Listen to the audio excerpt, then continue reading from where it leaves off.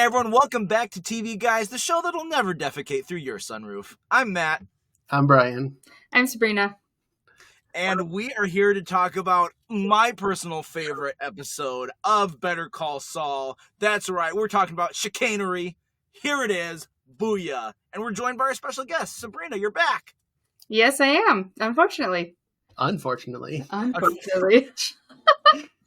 those who don't know, Sabrina and Brian are together, and they're wonderful. And so it's a 2-versus-1 sort of fiasco we're going to have here. And yes, you guessed correctly. It is Sabrina and I against Brian. So Always. Go us. But speaking of against, so 1 second here. I hate this segue already. I know that you've got, so before we started this episode, Brian's like, I've got to know something. And it felt like a trap, you know? So it kind of is. So when Sabrina and I started dating, she actually became a good fan of the podcast and was listening through a lot of our episodes. And so every now and then she would message me like, oh, I listened to this episode. This is cool that you guys said this. And then there was a comment that you said, Matt, and she's like, how can Matt think that? That is so, I'm mad at him. And we've been trying to find the clip because it's an off-topic tangent. Mm-hmm. So it could be in literally any episode of our podcast. But we somehow got talking about Space Jam. And you made some comment, something about how the fact that it wasn't your favorite or you thought it was overhyped and you thought it was not as great as we think it is. And she was very offended by that. And I searched, and I've listened to about 120 of the episodes because I'm still watching through a lot of the shows you guys have done podcasts on. But I just remember distinctly you saying something about just dissing on Space Jam. Like, that was my staple in my childhood. That movie was amazing. It had Looney Tunes. It had Michael Jordan. It was just a really good concept. And it was amazing to watch as a kid. And I was like, how could he diss this? This is terrible. What is your reasoning? Well, we're so offended. Don't act like I just have this in the back pocket, like ready to defend my one-off take on Space Jam from 2 years ago. Like, I just said it in the moment. I'm not going to pretend Space Jam is peak cinema, but I'm also not going to pretend that, like, I didn't like it. Yeah. It's one of those it's Fast and the Furious, you know what it is. It's not breaking any, like, it was a different concept of having the Looney Tunes and Michael Jordan basketball. It was a different concept that way. But I mean, we'd seen movies like Who Framed Roger Rabbit, where they did the animation in the real world sort of thing. And they did it really, really well. Space Jam did it fine. It was okay. It's so nostalgic though. As someone, but nostalgia doesn't mean good. It is my favorite, though. It became an inside joke because she kept bringing it up. She's been bringing it up for like the past year. So I figured, like, we can't not mention it. You know what else is nostalgic? Racism, and that's not good. That is not okay. I did not think it was going that way. No one does. No one expects the race card from a white guy. I thought you were going to try to get us back on track, but nope. That's no way. No. How long have we been doing this, Brian? You know what you're getting into with me. That's Sabrina doesn't. She's forgiven. For now. For now, yeah. I'm holding this against you the rest of the time. All right. Well, Sabrina, you're on this podcast because, well, I mean, you're dating Brian. But the other reason that you're on this episode is because I've heard you're a huge Better Call Saul fan. Is that correct?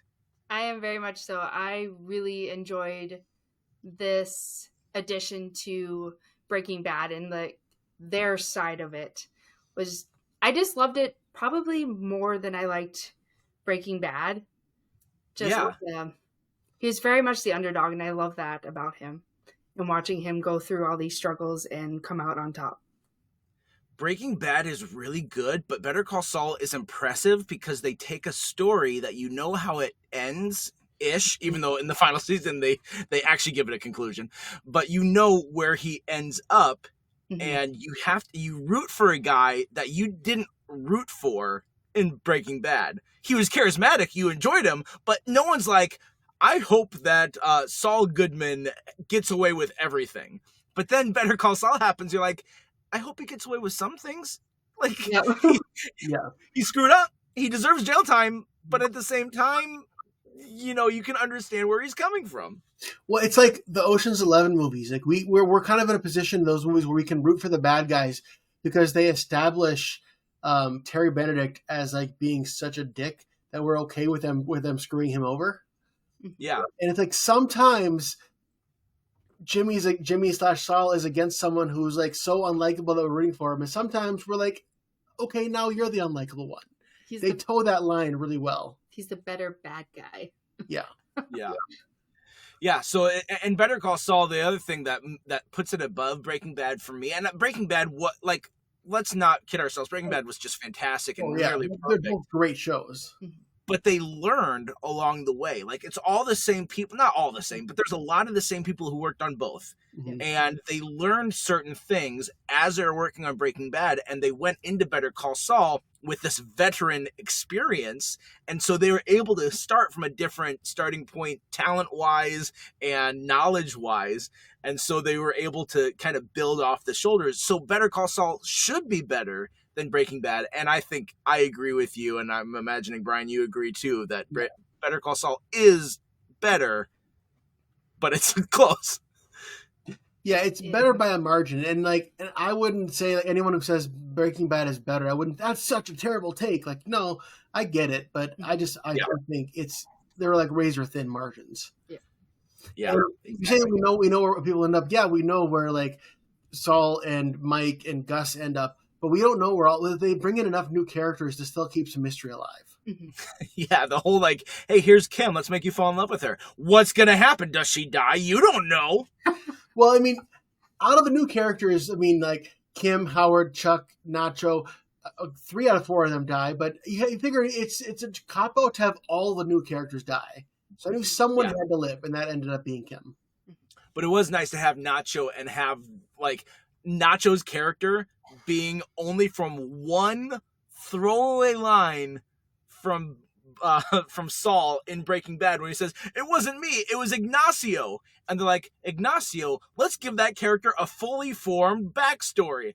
And they did, and it was great. Well, isn't it the same with Lalo? Didn't he say in that scene, like, "Are you from Lalo?" Yeah, that's right. He does reference Lalo too. So Lalo and Nacho both came from that scene. Oh man, and Lalo's such a good villain.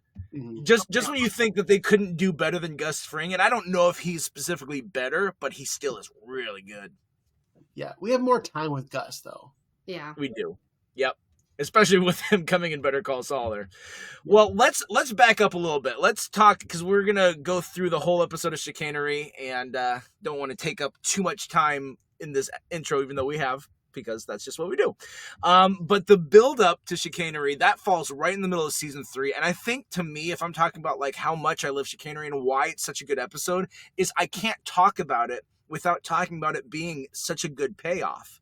Because season 1 is a lot of the elder law stuff, and we don't know what we know about Chuck in that one. And so we see Chuck and Jimmy's relationship. We think it's a good brother relationship, and we get to the end of season 1, and Chuck's like, truth is, I never really cared all that much about you. It's like, what a jerk. And season 2, you see like why more and more Chuck is against Jimmy, and how he holds the law sacred and all this sort of stuff, and how Jimmy is never going to be able to be good enough for Chuck, but he keeps trying and keeps doing what he's doing. And so season 3 kicks off after we've had the Magna Carta blow up with Mesa Verde and changing the numbers. And then early in that season, he gets that witness or that cassette tape. And I think that's how season 2 ended, was that recording. Yeah, I think so. And so season 3 was like him breaking in, and the witness, and the need for this trial. And so it's like been building to this big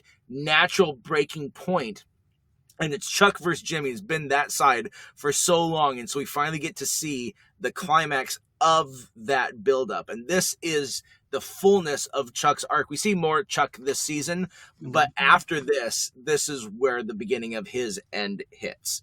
And you say that we didn't know that Chuck was such an adversarial at the beginning, because Chuck was making Hamlin, making Howard kind of be the bad guy up front. Both Jimmy and us at the audience, first time through, thought that it was Howard that was derailing Jimmy from working at HHM. And we kind of at the beginning, like, Howard is such a jerk. And then you realize, no, Howard is being controlled by Chuck. And Chuck is the real jerk. Yeah.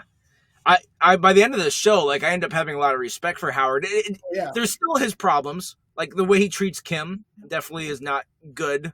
Mm-hmm. But they're like, you can respect where he's coming from and how he was willing to be the punching bag for Jimmy.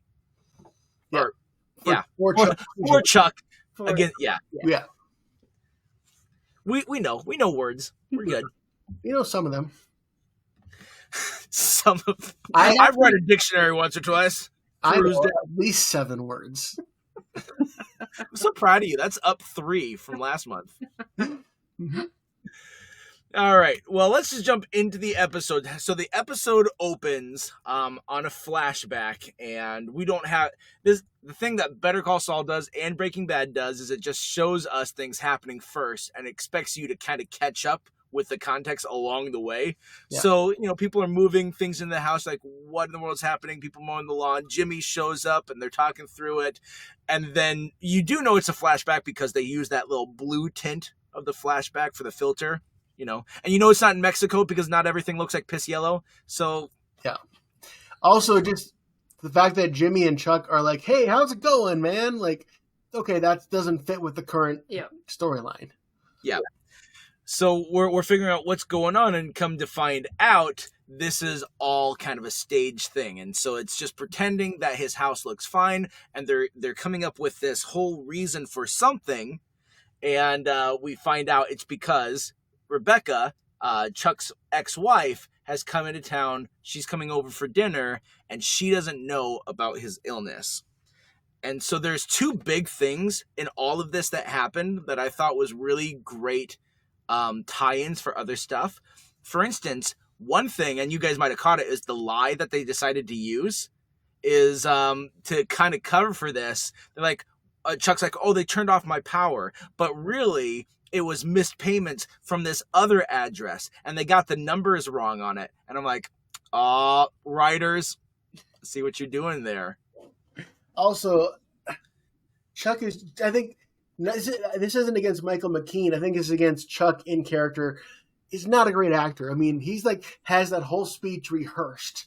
And if I were her, I'd be like, okay, you're way too polished on this story. Yeah, and actually, that's really funny that you brought that up because I didn't have that, but now that you bring it up, that is a really good character consistent thing because we see that from Chuck later this episode. Oh, yeah. He rehearses it's the law. I love my brother, but the law is too important. And like this whole total full of crap lines that he has for the witness stand. Mm-hmm. He's like always putting on a performance because I feel like Chuck just needs to have everybody's admiration and respect. And he will do whatever he can to get that because he truly believes. I think he believes in his head that he is so much better than everybody else. Mm-hmm. Oh, absolutely. 100%. And it's not like the look for admiration, like, for instance, a Michael Scott. It's I need you to recognize I know more than you. Yeah. Yeah. Michael wants everyone to love him, and Chuck wants everyone to respect him. 100%. Yeah. The other thing in this scene that then ends up being a foreshadow is, guess what? Rebecca brought in her phone with her. She didn't know. She's got a cell phone on her. She doesn't know about the condition, didn't know to leave it out. And so the cell phone goes off in the middle of dinner. And Chuck then realizes something's wrong. And that's when his mental problems start up and he starts feeling that pain. And it's a great little nugget of this is what's going to happen later with the battery in his pocket and not realizing that electromagnetic interference is in the room with him and then once it's brought to his attention, that's when he starts manifesting these symptoms. Which kind of proving that it is mental. Yep. Yeah. Exactly. And I think that's really good because they did this thing in maybe the first season and a half, and I don't remember when they really kind of pull us out of it, whereas a little bit like, well, is this a real thing or is this only in his head? Yeah.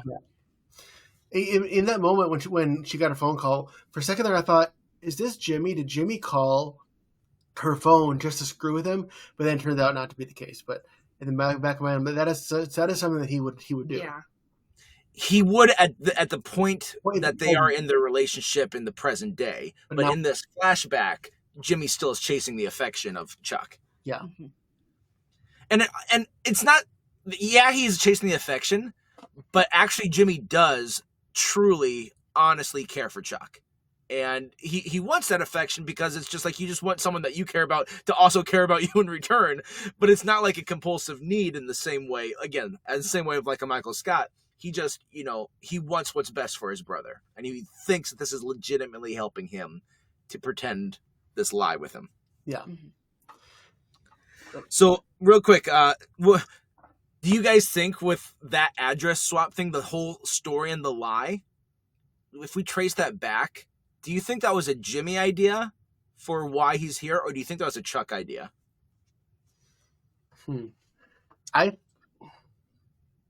It's either a Chuck idea, and then that shows where Jimmy got the idea. Exactly. Or it's a Jimmy idea, and that's how Chuck thought of it. Yeah. Thought to accuse Jimmy later. I don't know. I think Jimmy's he's too conniving for that. He's very quick-witted into conning people.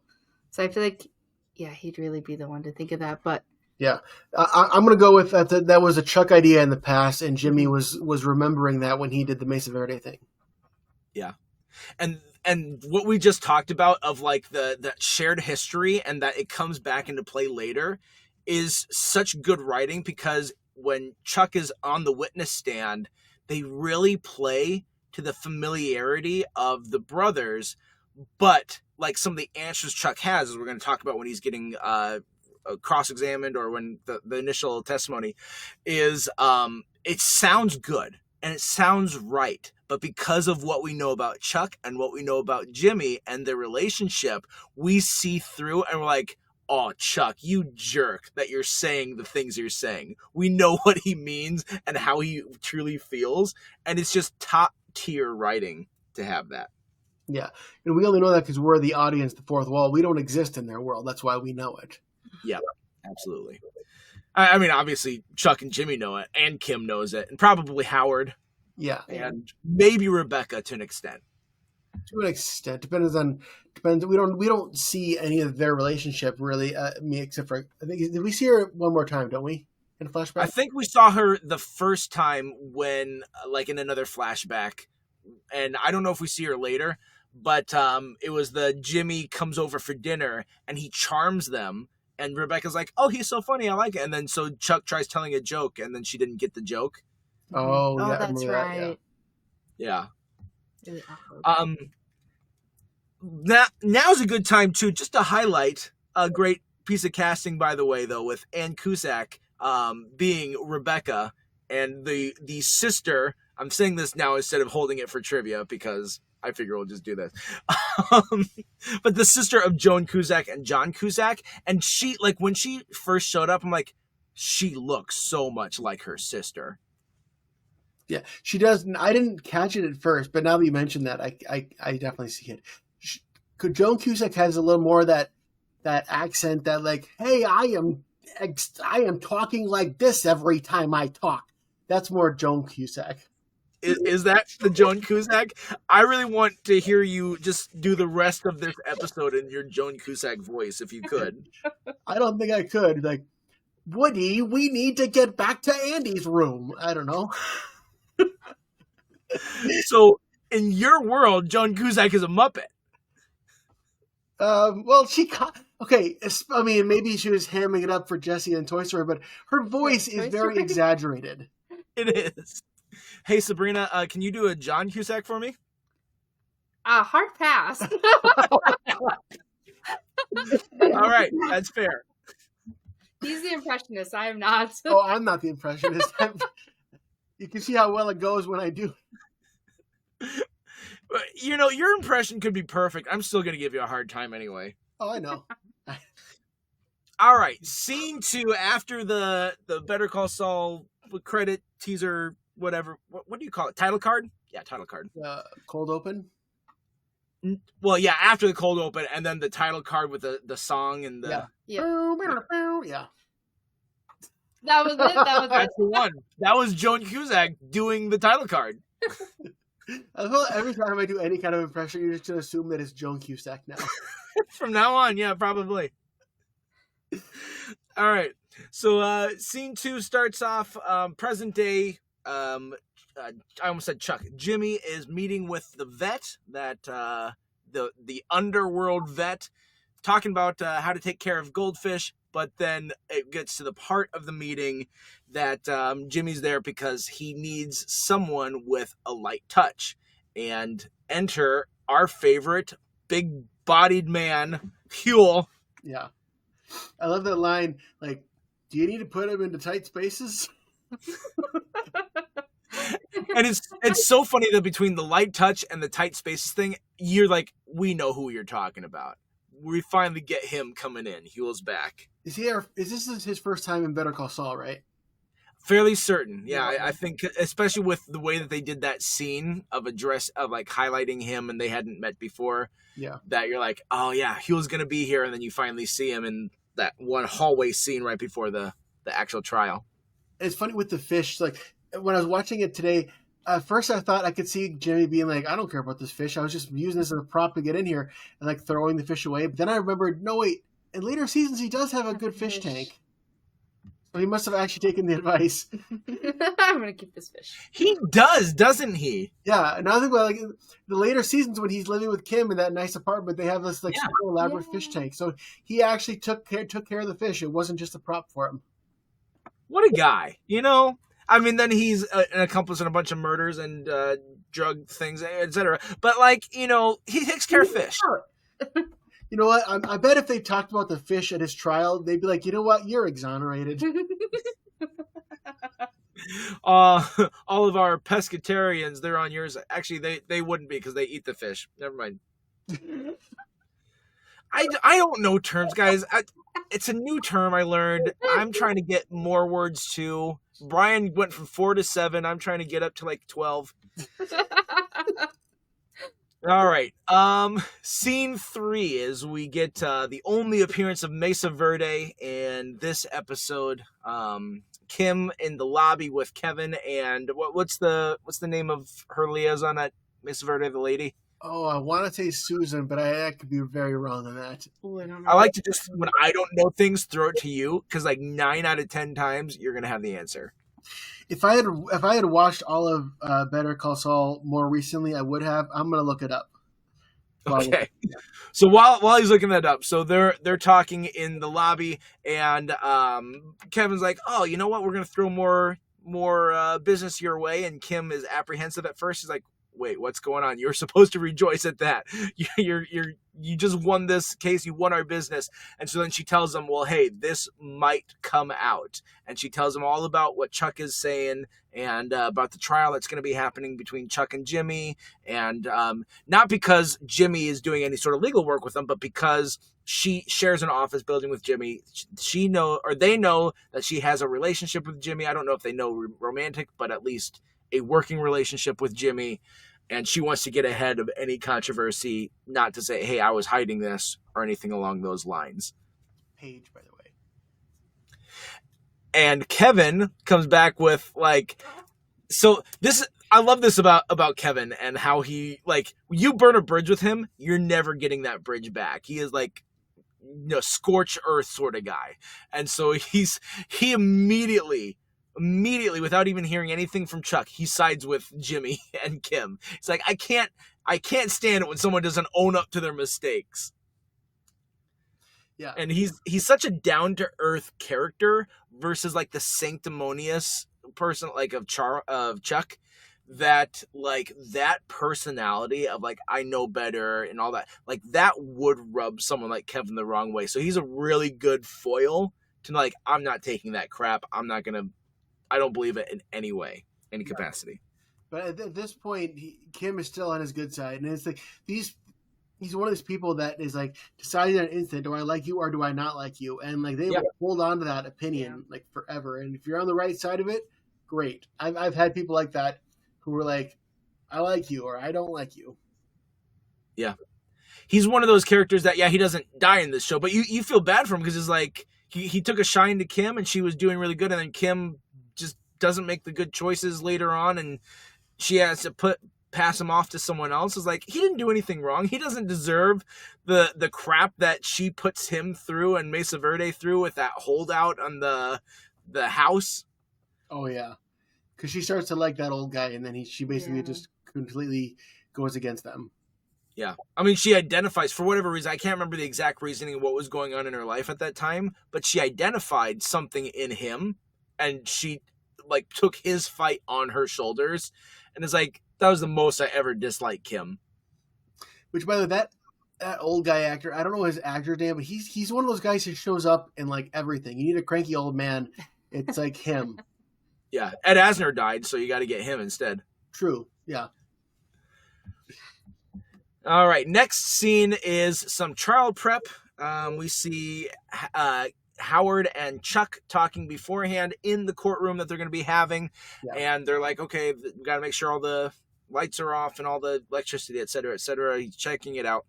But this is one of those that you feel bad for Howard scene. I think this episode was like the big start for me for feeling bad for Howard. Because Howard is actually like smart in this. Is like, we have nothing to gain really by you going on the bench, or like by you going as a witness.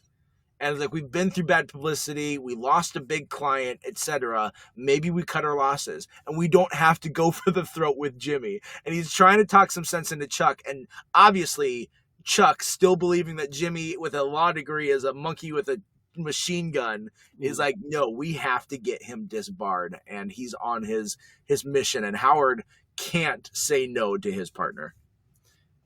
And also there's Chuck, the idea of Chuck taking a back seat to anything and like not being able to show off, and it's also his ego. It's his ego and his determination to get Jimmy disbarred.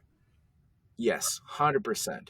And obviously we see that come out in his monologue, and especially some of the last lines of it is like, I should have stopped him. You have to stop him. And then realizes how he made a mistake in his testimony. Yeah. All right. So after that is a short part where it's the opening statement. I kind of lumped this trial prep in together. There's some B-roll of Kim and Jimmy on how they're getting ready for the trial, and really it's like they're brushing their teeth, they're getting dressed, and all that sort of stuff. While the I think it's the DEA, or not the DEA, the DA reads the charges levied against them in his opening statement. Yeah. Not much to say about that, but that's just the transition we use until we get to Kim's opening statement. I don't remember Kim's opening statement. Her thing was about the brother's narrative and how she's focused on and trying to put that in front of the council. And again, the defense that Kim and Jimmy use is actually really good when you look at it and you see how it plays out. That is not about just like discrediting Chuck's testimony, but it's about highlighting, like I said, how his idea is, I just have to take away Jimmy's law degree, and I'm using the law to do that. And Chuck ends up being a hypocrite, of course, because he is trying to use the law for selfish reasons, the thing that he's always said Jimmy would only do, and manipulate and etc. That Chuck is now doing that same thing in order to get his way. Mm-hmm. Yeah, it's like, if anyone else does this, I will come down on you. But he sees himself as the ultimate moral way. It's like you said, the monkey with a machine gun. He truly believes that the world would be better. He probably believes that the world would be better if Jimmy was dead. I mean, might, because that's extreme. But this is Chuck we're talking about. Yeah, the guy who said, "I've never really cared too much about you." Yes. Man, after season 1, and Michael McKean is such a good actor, so he sells this hatred, but this hatred we should have. But man, Chuck, in a show about gang members and cartels, and a character that can be at the top of the list for a hated character being Chuck, that says a lot about this guy's motivations. Yeah. it really is like two shows that interact every now and then. There's the drug show and the lawyer show. Yeah. It's really funny how people can like hate characters that are not in this like criminal world, or like are not like the clearly the most evil characters, that they instead hate people that they've bumped into in real life, because very few of us have bumped into a Tuco, but so many of us have bumped into a Chuck. Oh, and yeah. we know Chucks in our life. I mean, it's that Harry Potter thing where it's like, oh, there's Voldemort and he's bad, but there's also Professor Umbridge and how she treated Harry. Terrible. Like, people hate Umbridge more than Voldemort. I'm like, guys, this dude would do genocide if he could do it. You're hating on a teacher who abuses. They're both bad. They are both bad. It's different sides, but you really do come to hate her, though. You piqued the interest was she's the Harry Potter one, and she hates Umbridge. Yeah, she's awful, but yeah, Voldemort, ultimate bad guy, obviously, but yeah, exactly. It's like, yeah, you know, genocide, it's pretty bad, but she made Harry right. I won't tell lies over and over. His hand got all crampy. It did. Did you say crampy? Yeah. I mean, it was right in the back of his hand as he wrote as a magical quill that would dig into his skin. I will not tell lies, as he wrote it over and over. Okay, so it's a little more than a cramp. Very abusive. So super crampy. I got a little bit of a cramp. You're bleeding all over. It's fine. It's a super cramp. It's just a flesh wound. Sure. Thank you for Joan Cusack from Monty Python. Of course, every time. All right. Well, let's get into, so pretty much from Kim's opening statement on, it's all a law show. It's all a courtroom drama. There you go. Yeah. There's one little bit that we'll talk about where they're just in the hallway and a brief break, but pretty much all of it from like this 30 minutes of the rest of the episode is all in this courtroom. And so Howard's testimony, once again, you feel bad for Howard because you see how political he is and how political he has to be. He's a lawyer. He's a high-ranking partner. He has to kind of work with someone like Chuck, but also be able to contain him and, you know, redirect his quote-unquote passions and energy. So, like, I really like this cross-examination with him and Kim, where he's like, she asked him, well, why did you not consider Jimmy for the job? He's like, well, we didn't want the appearance of nepotism. And Kim has this great quote. She's like, nepotism, remind me, an HHM, who's the other H? He says, Hamlin. My father. My father. Yeah. And so that's a great slam dunk from Kim. When she asked him, like, who was more concerned about nepotism, and he has to, like, he's under oath, he has to say, oh, it was Chuck. Kind of going back to, like, he always said it was him, but no, it's Chuck. He danced around as best as he could, and when there's something about Jimmy and him working, and is like, well, I can't speak to this, but I'd be happy to talk about his time at Davis and Maine, because that is the black mark on his record, and to give some more context into the bad parts of Jimmy. And so he's trying to steer it. It's really masterful energy to watch people who have an experience in doing law and being lawyers be on witness stands and how they will like testify and the things that they say. And it kind of gives that energy of like that Parks and Rec episode when they're trying to get the funding from the policeman and they're at that policeman's like dinner, and then there's the fight that happens, and so it's all the talking heads of the policemen, and then they all end with a real piece of work. Like that had the same energy as like the Hamlin testimony. Like this is how I give information as a lawyer. I've been on this side. I understand. This is the information you need. It's like, I don't want to have a conversation with you ever, because you'd be like, well, you see, I'll have what we may call a Big Mac. It's like,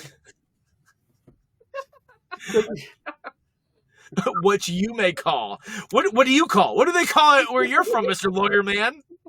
And let the record show that I asked for no pickles. Duly noted. Objection! Relevance! All right.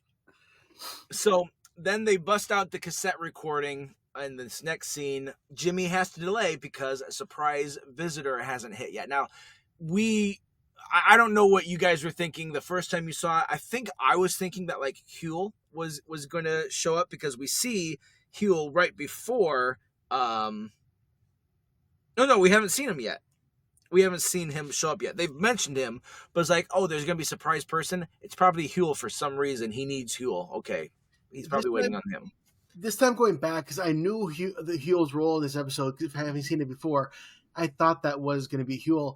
The first time, though, I don't know if I would have known about Huel the first time I saw it, so I don't know what I would have thought that first time. It was the same line as him. I really thought, like, seeing it, I thought it was going to be Huel as well, and then... And it wasn't. Surprise! It's Rebecca! All right. So, moving on. So, the scene, like, right after that, it cuts then as Jimmy's trying to stall and get some extra time. It cuts to Chuck preparing his remarks. And again, that same thing that he landed on, the I love my brother, but the law is too important. You know, we just talked about West Wing last week. And it's like, here's the talking points. This is the line. You come back to these talking points. And, like, they go through these things. And it ends up feeling very, not disingenuous. They might mean it. And they might, like, that's why they landed on that line. But they come up with this line. And they're like, that's what sounds good. That's what's going to sell. Except for we don't think he means it. We don't think he means that I love him. But we do think he means the whole, the law is too important. Like, that's the only thing Chuck loves is the law in his brain. Mm-hmm. Absolutely. All right, so they bring Chuck to the courtroom. Huel bumps into Chuck, gives us that nice little smile as he turns around. And like, there's that guy. There's that beautiful, big old bundle of love. Blessings. I'm trying to think of like the words I was trying to say. Like, I don't know. Huel. I like Huel. He's like brings just the right amount of comedy because he's not going to be the one cracking jokes, but just his being there kind of, I don't know, it just adds to that levity a little bit. Quietly hilarious. And especially when they pair him with Bill Burr, because Bill Burr will bring that comedy, and Bill Burr's hilarious. But Huel and Bill Burr together are a really good combination. Huel is like, okay, I'm sorry to talk weird about the actor and his body, but his head does not fit his body type. I don't know. It's like, when you take like on a felt tip pen and you've got like this big cap on it and you take the giant cap off and then there's just a tiny little pen tip and like the big thick fat underneath. Like that's what it feels like with Huel. You got like a lot of big thickness below the neck, but that top little bit is just peeking there. They muted themselves because they're laughing so hard. They're having some mic issues where it keeps like disconnecting and reconnecting. So what you need to do during that part is you need to put canned laughter because it was hilarious, super funny. No, I agree. It's like it's like a bad Photoshop job. Like I don't have time to make it look good. Just put this head on this body. It's not the right size. We need to format it. Who cares? Put it on. You're right. It's like I didn't know how to put it into words, but you kind of described it really well. I just thought it looked awkward. It's just... Yeah, Huel's dad is actually a glacier. That's why 90% of his surface maps is below the neck. So, let me know if I need to cut this out, but does that mean Huel is black ice? Black ice? Oh my god. That is exactly what that means, actually. Right. If you say black ice fast enough, it sounds like you're saying black ice. Okay, you can cut that out.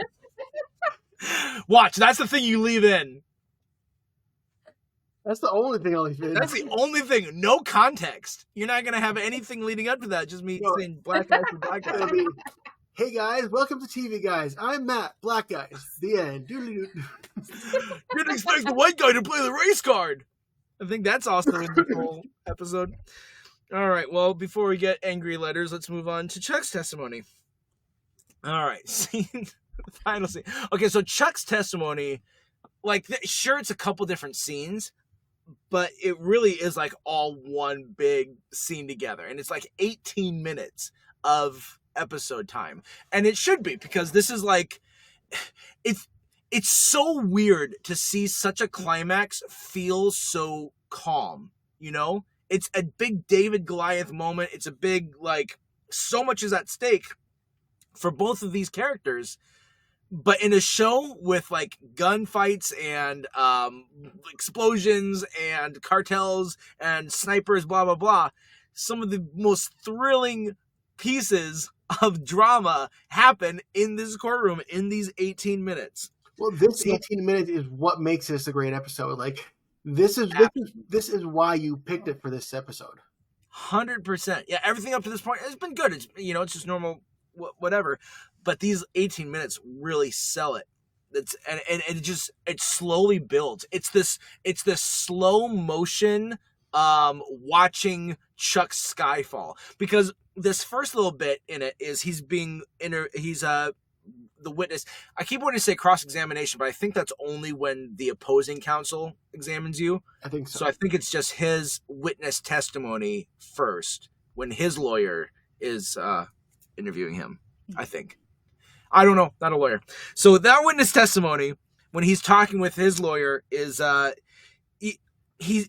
he's trying to get away with, like, certain latitude in the conversation, where he'll say things that he knows is going to get objected to, he knows is going to get stricken from the record, but he's okay doing that because he knows that subconsciously it's going to put these ideas in the mind of the board, and if they don't object to it, then he got to be able to make his claim. So he takes these little jabs at Jimmy and these little shots, but all in a very professional, lawyery way, you know? Yeah. He's still in control until he starts to slowly lose it.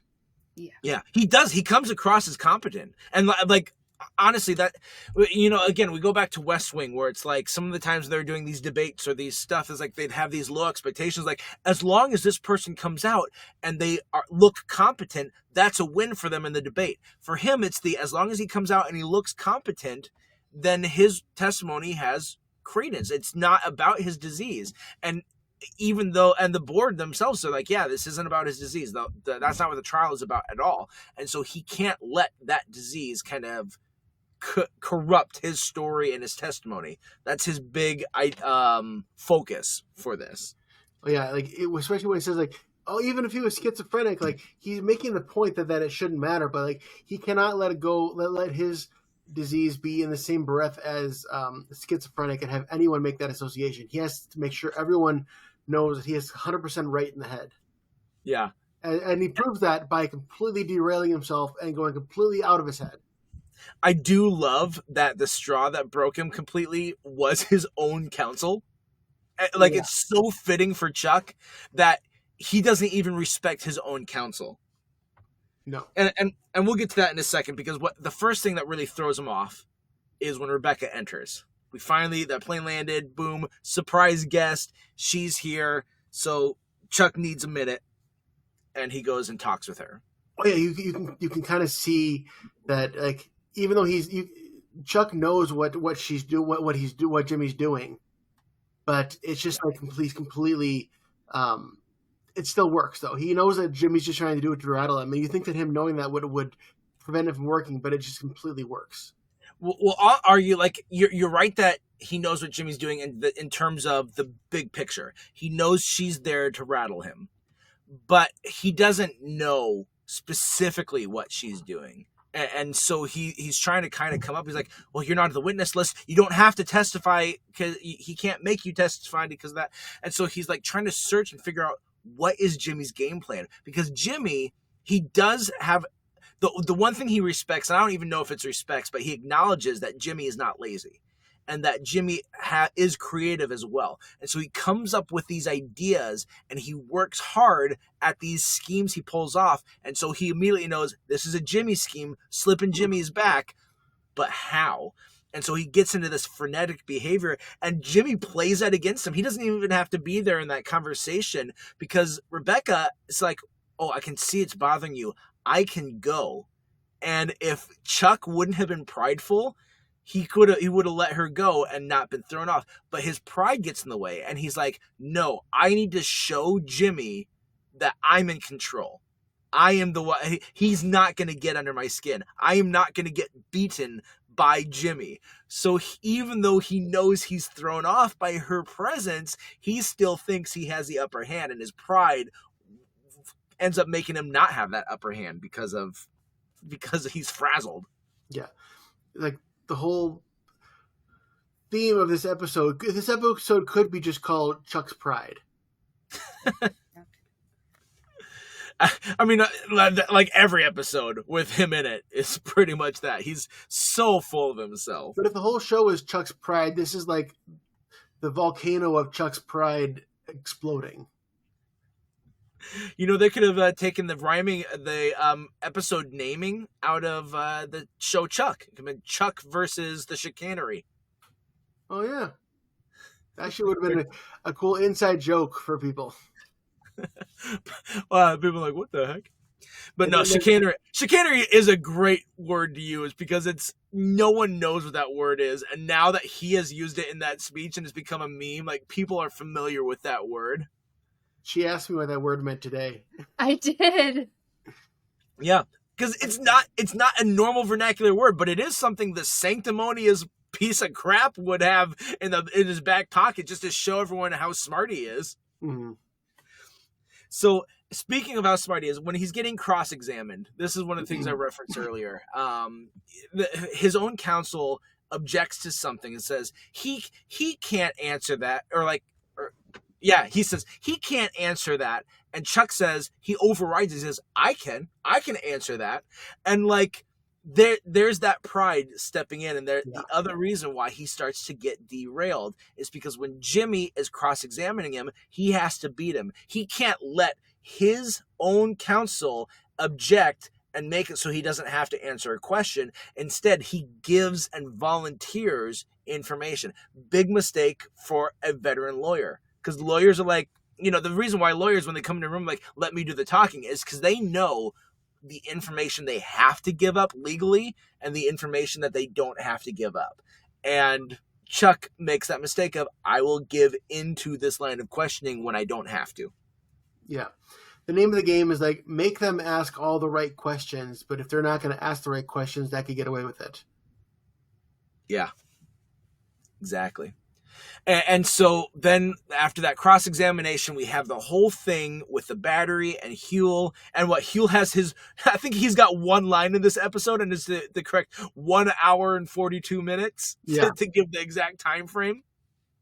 And of course, Huel would be the one to like, all right, I got to mark the exact time. Like, I don't think that Jimmy even asked him to do that, because Jimmy seems surprised. He's like, about 2 hours, now hour 43. All right, thank you. Hour 43 minutes. Like, that shows you something about Huel, because looking, I mean, I don't know if this is stereotypical, but looking at him, you wouldn't think he'd be the one to be like, I need to mark down the exact time. Yeah. And the one thing I know about cons from watching TV shows and movies and stuff where people are conning someone else is that a con lives and dies in the details. And so he sees, oh, this guy that just helped me out here also has a head for details. I think I should keep him around. I'm going to find more uses for him. Well, in this whole scene, it's funny watching, because we watched it together earlier, and when it got to that scene, because like the whole big part is the cell phone gag, which we should probably talk about, like every beat of that individually. I think is really good. But sure, Sabrina, you got really excited. We had to pause it because you'd be like, "Oh wait, I remember that guy." And I was like, I can't hear the show now. I have to pause and go back because you got excited about remembering it. Because like this is the clip that if you're like scrolling on YouTube or TikTok, this little bit gets replayed all the time. Like, do you remember, like, as you're watching it, the bit, the part that you remember when he got the cell phone out? Yeah, kind of. I mean, I guess it just clicked in my head. I'm like, I remember exactly what happens. This was such... The little details just started adding up, and it just made this big picture. And I was so excited to see it unravel. Finally. Yeah. So, Brian, take us through it. You said you want to do it. Yeah, well, the thing is, the first thing is that he goads him, and he says, like, so, like, you'd feel all the electricity, right? You'd feel it. It's great. Well, what about the exit sign? He's like, oh, that's far away. And Jimmy purposely gets closer to him. He's like, can you feel? What can you feel? And Chuck, thinking that Jimmy is like, thinking he knows the whole picture. It's like, oh, do you have something in your pocket? I know, Jimmy. Kind of like what you were saying earlier, plays on the brother's familiarity. And then Chuck thinks he caught him. He pulls out the cell phone. Now, okay, I am not at all good at magic and like card tricks. I have one very lame card trick that I can do that I can use to impress kids because they're the only ones who know it.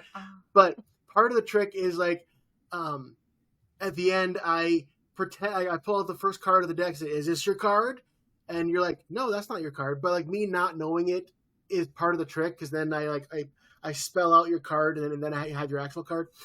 It's kind of the same thing there. Like letting Chuck for a minute think that he won is part of the gag because then he's like, oh look, I don't have a cell phone. There's no battery in the cell phone. Jimmy's doing what he always does because Jimmy had the cell phone in his pocket, but Chuck's like, oh, I didn't feel it because there was nothing coming from it. There's no battery. Ha, I win. And then that's when he goes to the second level when Jimmy's like, all right, feel your pocket.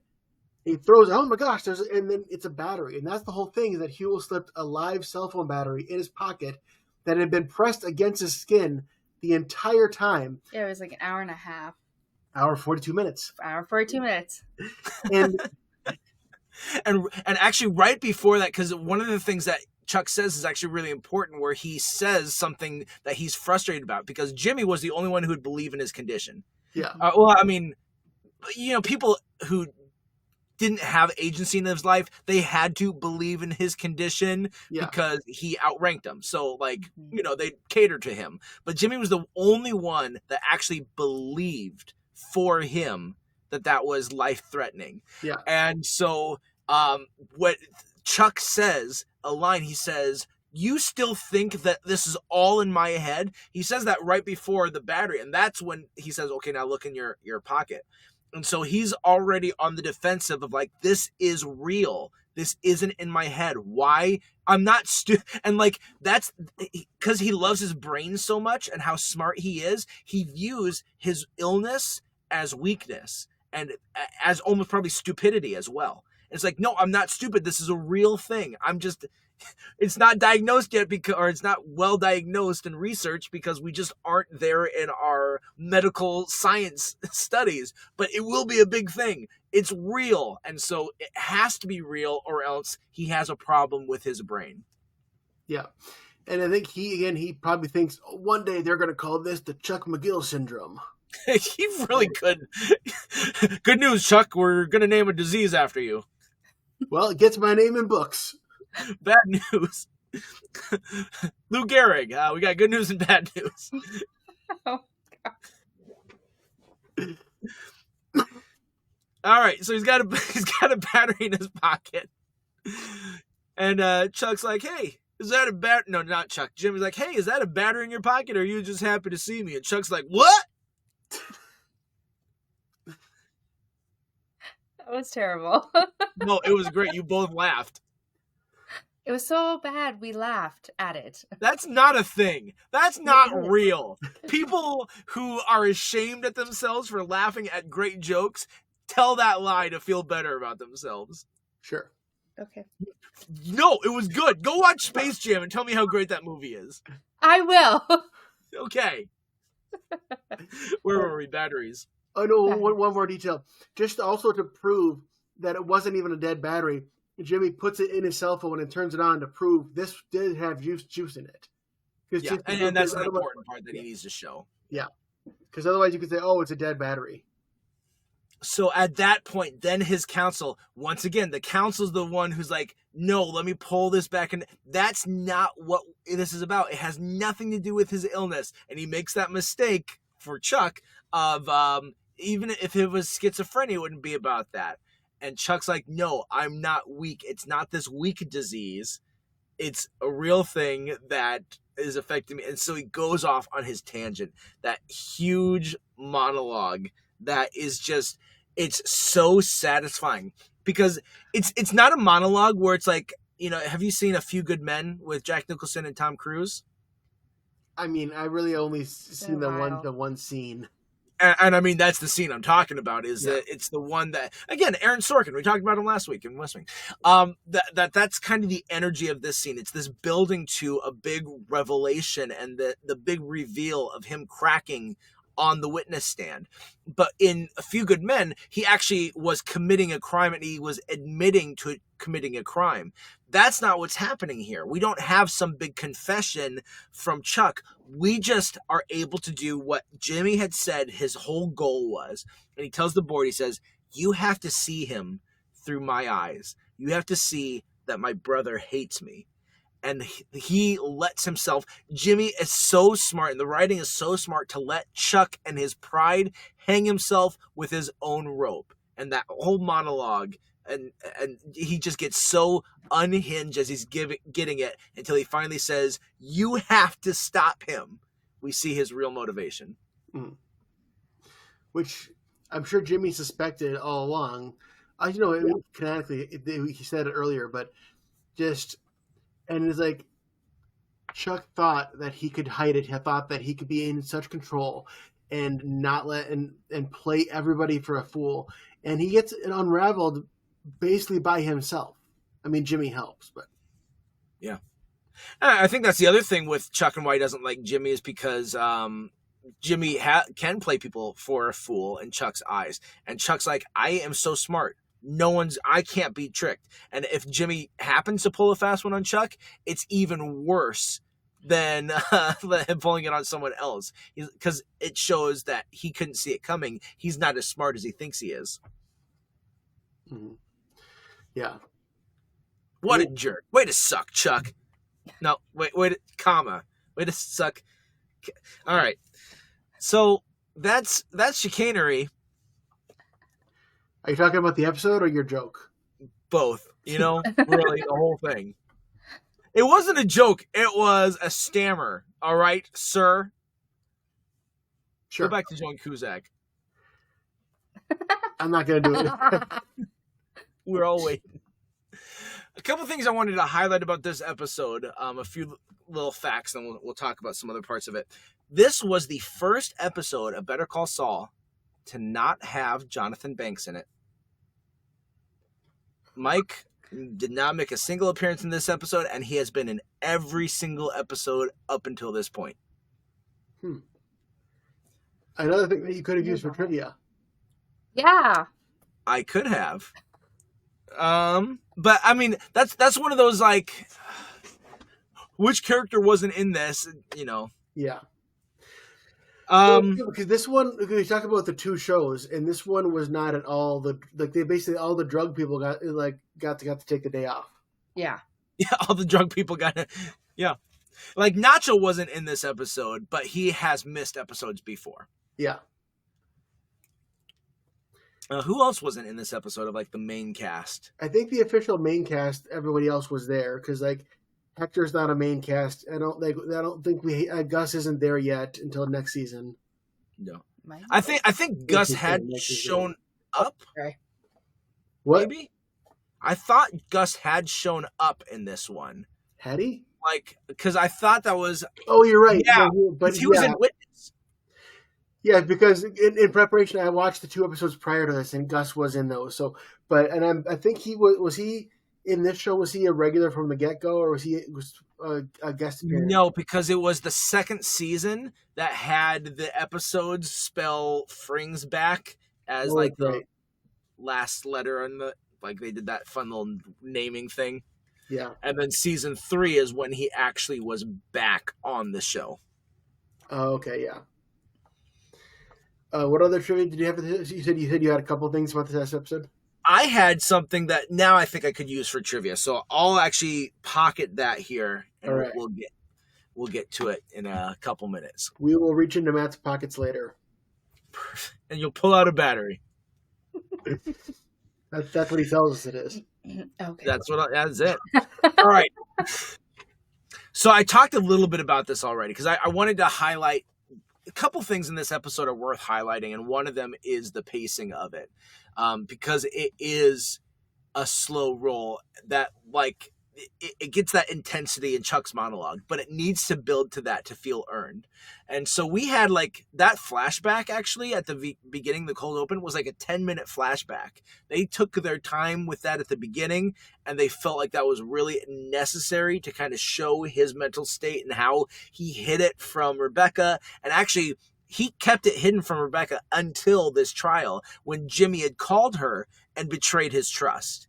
And we didn't talk about the one little scene where they're in the hallway, Kim and Jimmy, and pretty much it's all about talking about Rebecca. And Kim says, she's going to hate you after this. And Jimmy's like, yeah, I know. That not Kim, but Rebecca ends up being one of the victims of this. And honestly, sure, Jimmy wins in the courtroom, but to have it on record and kind of like a trial ruling that yes, your brother does in fact hate you, that's not really a win either. No. Well, and Sabrina had a good comment when Kim said she's going to hate you after this. You said a lot of people hate you already. Yeah, no kidding. And Jimmy, he's okay with being hated. As no one likes it, but he can be a lightning rod. He allowed himself to be hated so that was it Gloria, I think, in the nursing home didn't lose all of her friends. Mm-hmm. And so he was okay with all right, they'll hate me now instead. Yeah, he takes it on purpose, but I feel like he gets it on purpose and on accident a lot. Yeah. But I mean, that's also the nature of a con is when someone knows they've been tricked and they've been duped by you, they're obviously not going to look fondly on you. And he kind of has to have a thick skin for that. And so, he's used to it. I think it's not great, and that he doesn't relish the fact that he's going to ruin Rebecca's view, how she views him and Chuck and the relationship, because there's no going back at that point. No, I agree, and I think the reason we don't is this the last time we see her. I think it is. I can't say that for sure. So if you're out there, podcast listeners, and you want to let us know, for sure she pops back up again. You tell us. The only other time I can think of is maybe when there's that flashback again where their mom dies, and she has words to tell Jimmy, and Chuck doesn't tell Jimmy what her last words are. Oh, that could be. I thought maybe she could have been in there, but I don't know. But yeah. Or maybe at the funeral as well. Yeah. So. All right, let's so we've already gone over how this episode is my favorite episode. What do you guys think? Is this your favorite episode? There's some other really good ones in there in the run too, but what do you think? It is a really good episode. It's definitely a top one just to finally see Chuck get put into his place and come into light of how he actually is mentally unstable and it's all in his head. But now I was reviewing back some of the Better Call Saul episodes, and I know we didn't really talk a lot about Mike, but his episode, I think it's 5-0, where he finally gets his revenge, was probably one of my top ones too, just because I really strive for Mike. Is that the one where he has the monologue about how he broke his son? Is it? His words are, "I broke my boy," but it was where he was the corrupt cop, and his son wasn't, and brought him down to his level. Yep. Okay, because that's great acting by Jonathan Banks. That was a great monologue. I think my favorite, because I like even the shows about Saul. I really like the drug storyline with Gus and Mike and all them. So I think my favorite, just because of how intense it is the one where Nacho switches the pills on Hector and gets Hector in the chair. That is a good episode. Because not only does he have to switch it, but then he has to switch it back. And it's like in that last moment, he knows, like, if I don't do this, it's like I'm dead and my dad's dead. And because at that point, the stakes are there for us because we know Hector's going to be in the chair, but we still don't know what happens to Nacho. It's one of those moments where they get a lot of mileage out of, like, is Nacho going to die here? Is Nacho going to die here? Because they could do whatever they want with him. Yeah, I think that happened in Lantern, which is another great episode because it's a season 3 end. Let me just look here. Yeah, I looked it up, and yeah, it is in Lantern, the season finale of season 3, and that's a great episode because it also has Chuck's thing, which, by the way, like all through seasons 1 through 3, they knew he was going to die in a fire because they kept hinting at it with tiny little things. Like even in this episode, Chicanery, at one point when he, like in that flashback and Chuck lights his lamp, it's got this very visceral close up of him striking the match, and the striking noise, the audio effects that he uses, like very pointed, and there's so many times they keep highlighting fire and the dangers and like how he's gonna burn. Look at this lantern on this stack of newspapers. They show that in the room, in the courtroom in this episode. So yeah, that was a great episode. I thought one of you might have said one of the episodes either point and shoot or plan and execution. Yeah, that was the other one I was going to talk about. Was the plan and execution one. That one was really good too. Is that the one where Howard dies? Yeah. Plan and execution is Howard, and point and shoot is Gus and Lalo's standoff. Oh, those are back to back, aren't they? Yeah. Yes. Yeah. It'd have to be the plan and execute more than point and shoot, because just like the sheer terror on like Jimmy and Kim's faces when he just shoots Howard, says, "We're just gonna talk," and you can see like these are two guys, like she said, can weasel their way out of anything. They're usually on top of stuff, and even if they're on the bottom, they're like, okay, whatever. But like seeing Howard get killed in front of them, it just like takes all that away from them, and it puts us all on the edge of our seat. The other fun thing about that episode is like that's a tremendous ending, and was like, oh, now these two worlds collide in front of us that we haven't seen Howard in that side. Howard and Lalo in the same scene, really? And so yeah, great ending. But the plan and execution, if you remember, we didn't know exactly what their plan was with Howard, or what Kim and Jimmy were doing, because we knew they were doing something to really screw him over, but we had no idea what it was. And so getting to see how it played out and what they were doing was kind of fun. And then you immediately feel bad because he ends up dying because of it. What? Yeah, go ahead. No, I don't think they realized how far their con or like mischievous tricks and getting Howard in trouble would go. I don't think they really realized the effects of what they were doing. Yeah. And I thought Howard was going to live. They said all the new characters, they weren't going to kill everybody. I thought that Howard was just going to be like, at the end of all, be like, all right, everyone's gone. I'm just going to keep practicing at HHM. I thought it was just going to be kind of an anticlimactic ending for him. Yeah. And Chuck says something in this episode, Chicanery, that comes back to playing that plan and execution for sure.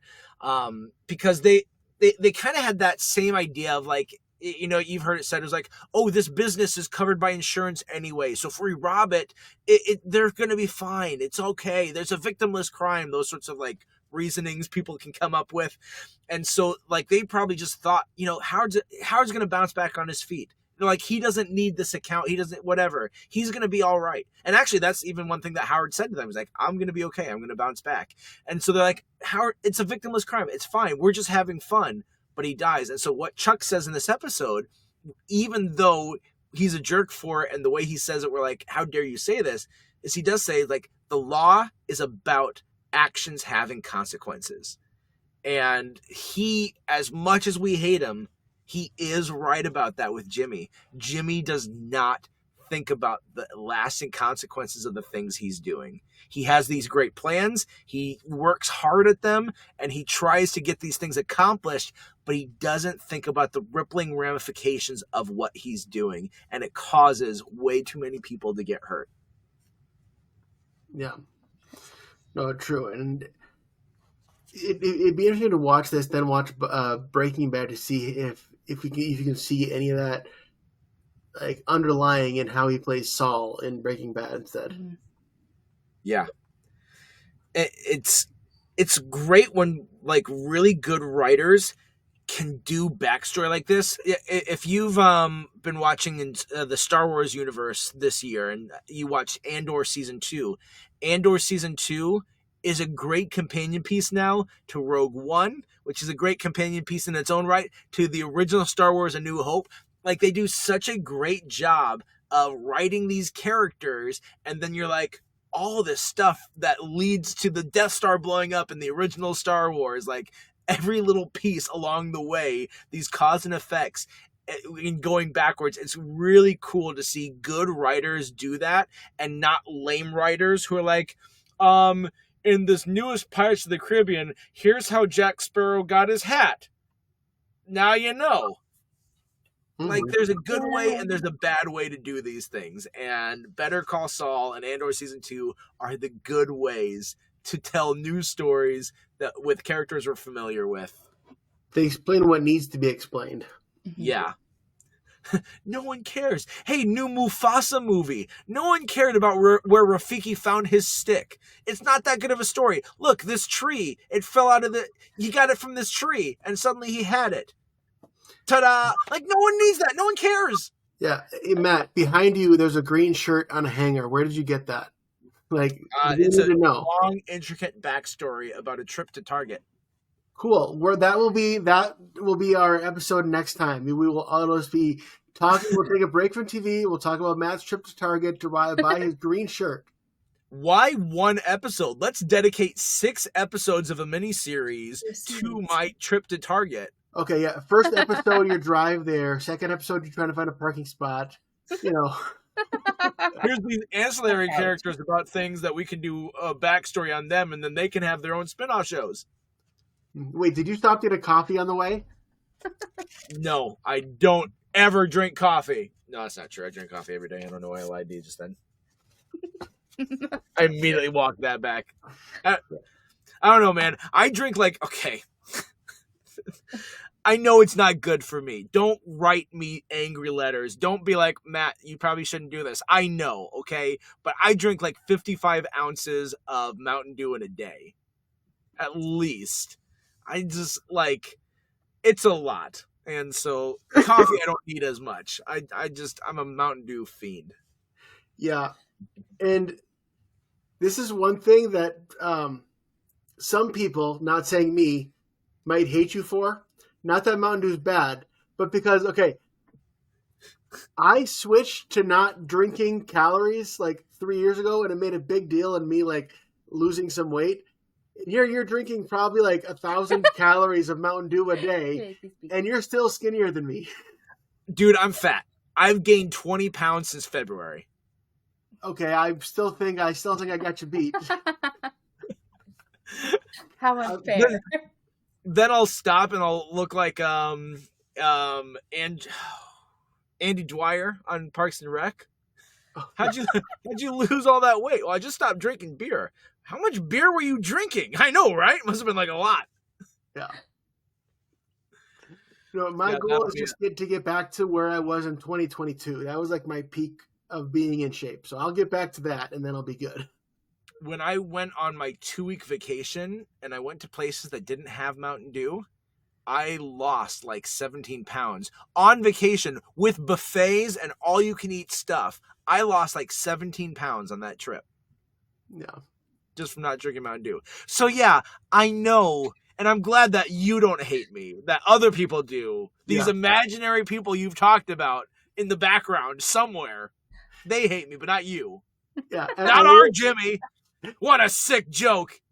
And I will say, so it's been, I think it's probably been over a year, but every now and then when you have to come to Wilmer for work and we do a podcast in person, usually from your hotel, there's always a 6-pack of Mountain Dew whenever I go in there. It's not a 6-pack. I will always get Mountain Dew. And When I'll you have had like last time you had the bottle 6-pack, the 16-ounce bottles. I guarantee you I didn't because I never drink those. Okay, well, you had some kind of Mountain Dew. You saw a Mountain Dew label somewhere in that room. There's a possibility that I went to Little Caesars and I got like a 2-liter of Mountain Dew when I got the pizza. There's a chance that you're remembering that, but I never got a pack. I guarantee you never had a pack. It could be. But this is what the episode about you going to Target would be like. Did it really happen? Flashback! Yeah, I want to get a pizza and Mountain Dew. Thanks. Flash forward. Wow. Now we know. This is really compelling podcast stuff right now, guys. Everyone out there, I hope you know where you're at right now. Just take inventory of where you are. This is the moment when you found out where I got that Mountain Dew. And now you're like, around for this one. I guess so. all right. Well, next time we're gonna learn something about Sabrina, like when she had her last haircut. It will be tomorrow. Whoa! Actually, I think I'm getting a haircut tomorrow too. No, I think I was supposed to get one today. I was supposed to get one today, and I didn't. I got one on Friday, so we're all haircuts all around. It's haircut week. All right, let's move on to trivia because this is getting out of hand. Yeah. This chicanery will not stand. All right. Well, this is like the 5th time I've said that. Last week we talked about West Wing. Wow. And so in that episode, our trivia question, we asked about Timothy Busfield, the actor who plays Danny Concannon. If you don't remember who that is, he is one of the press corps in the White House. He has an on and again, off again thing with CJ. And he had been previously in the White House in another movie. And so many years ago, he played in a movie where he's in the White House. What was that movie? So the answer to that is First Kid, starring Sinbad. Danny Concannon played a Secret Service agent who he was responsible for taking care of the titular character, the First Kid, and he got fired because of an incident that happened. And so he ends up kidnapping him and tries to kill him, as a disgruntled Secret Service agent would do. Yeah. Seems fair. And then to keep it even, you also will do this week's trivia. And I'll do it. You had like 3 or 4 in a row, so I don't know. I don't keep track. It's only worthwhile that it's not like I care, but it's just like you just happen to have all these trivias. I'm like, okay, good, less work for me. I try to think of trivia because you always come up with like the opening like joke about, hey, it's TV guys where joke happens. Like that, you always come up with those. I need to do that as an intro soon. Welcome to TV Guys, where joke happens. By the way, one little inside baseball here. So remember like a while back, I sent you a message asking like if you would ever want to do an episode about Disney Channel shows, and the only reason I asked you for that is because I wanted to do an intro where we would do like, hey, I'm Brian from TV shows, and you're watching Disney Channel, and like making pretend like you're doing the ears with the magic wand.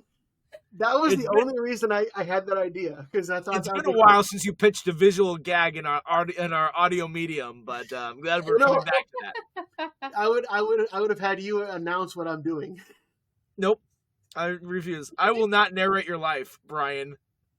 I draw the line. All right, well let's talk about something for this episode. So this episode specifically was nominated for 2 different Emmys. Now, because the Emmys gave like a bunch of Emmys to Breaking Bad, they're like, we can't give any to Better Call Saul. So like, I don't think Better Call Saul won a single time for anything, which is a travesty because Better Call Saul is fantastic. So what were the 2 categories that this episode was nominated for? And I will give you a hint. One of them was not Michael McKean as Best Supporting Actor. I know.